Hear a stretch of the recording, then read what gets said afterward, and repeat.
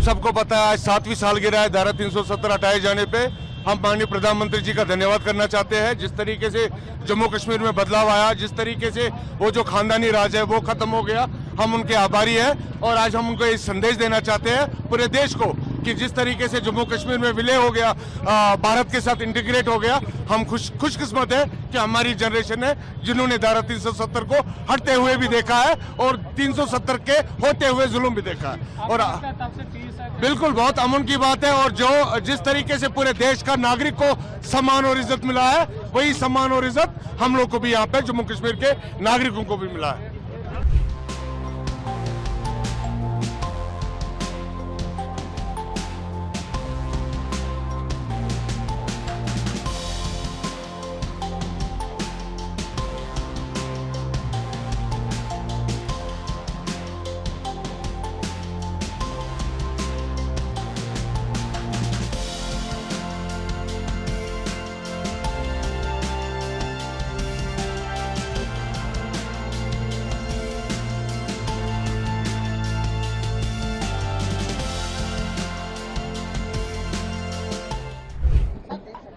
(1952) से जिस नारे के साथ जनसंघ और उसके बाद भारतीय जनता पार्टी ने अपनी विचारधारा की लड़ाई लड़ी, वो विचारधारा की लड़ाई ये थी कि इस देश में एक ही विधान रहेगा, एक ही निशान रहेगा और एक ही संविधान रहेगा।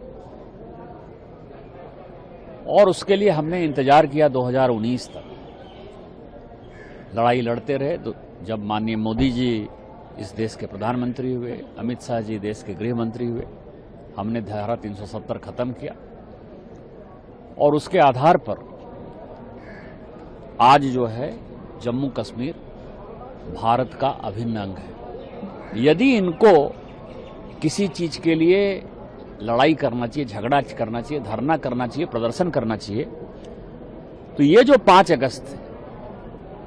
ये 5 अगस्त से लेके 9 अगस्त तक,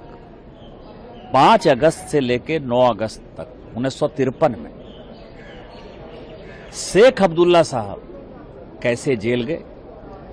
शेख अब्दुल्ला के जो सबसे विश्वस्त सहयोगी थे गुलाम बख्शी साहब, उसको कांग्रेस ने कैसे तोड़ा, और वर्षों तक जो है जम्मू कश्मीर का जो आवाम है वो कैसे शेख अब्दुल्ला साहब के साथ लड़ता रहा, उसके लिए कांग्रेस को गाली देनी चाहिए कि दो तरफा दोगली राजनीति जो कांग्रेस का पार्ट रहा है उसका क्या हिस्सा है कि एक तरफ वो शेख अब्दुल्ला साहब को चढ़ाते रहे, बढ़ाते रहे, 370 देते रहे, और दूसरी तरफ शेख अब्दुल्ला साहब जेल कैसे जाएं इसकी भूमिका बनाते रहे। जो वहां का संविधान बना, सो कॉल्ड संविधान, जो कांग्रेस की देन है, आपको पता है कि शेख अब्दुल्ला साहब उसके सदस्य नहीं थे, उसमें उनका साइन नहीं है,